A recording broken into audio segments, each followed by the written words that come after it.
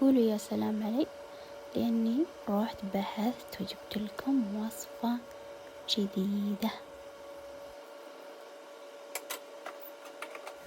أدور وصفات رمضان وهذه عجبتني من ضمنهم.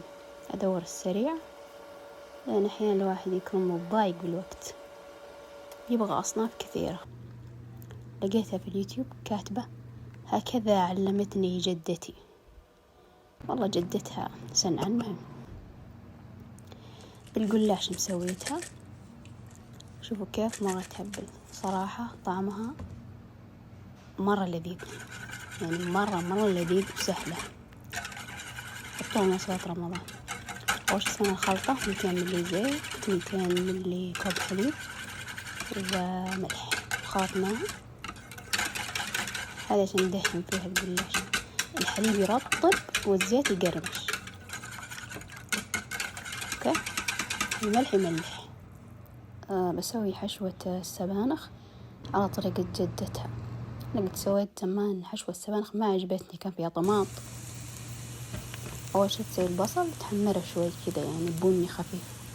بعدها تحط السبانخ، تقلبها على النار لين تنشف موية السبانخ بس، وتطفي. تفاجأت من لذاذة السبانخ بالطريقة هذه. كذا خلاص استوت.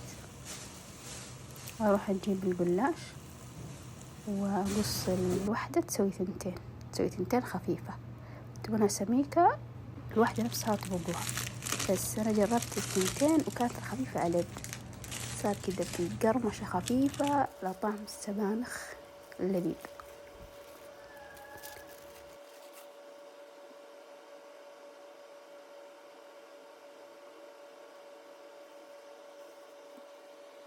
قطعتها بسكين بيتزا لأنه حاد.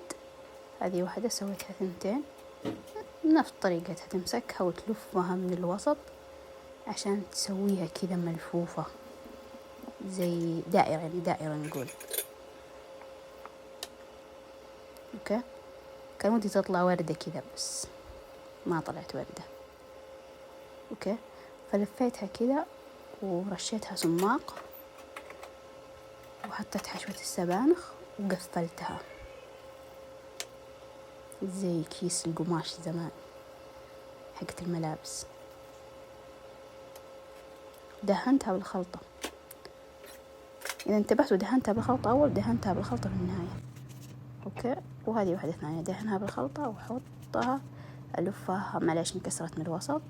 حط السماق، حشوة السبانخ مرة ثانية وألفها نفس الشيء وحطيتها في صينية. وعلى هذه الطريقة سويت نوع ثاني بالجبنة، قلت يمكن ما ياكلونها. سويت بالجبنة والبقدونس، أشبه إلى البورك التركية صراحة. وهذه الثالثة سويتها على طبقتين، اللي يبغاها أسمك شوي يدهنوها بعدين أطبقوها بعدين نسوي نفس الحركة.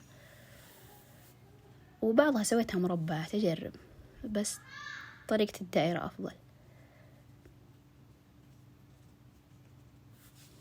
سميكة أو خفيفة كلها لذيذة، بس أنا فضلت الأخف. حطيت البقدونس زي كذا ولفيتهم كلهم بنفس الطريقة. حطيتهم. ممكن تبدون في الحشوات تحطون بطاطس مهروس مع أشياء تحبونها، بابريكا، ثوم بودرة، تطلع لذيذة. تغيير وشي سريع.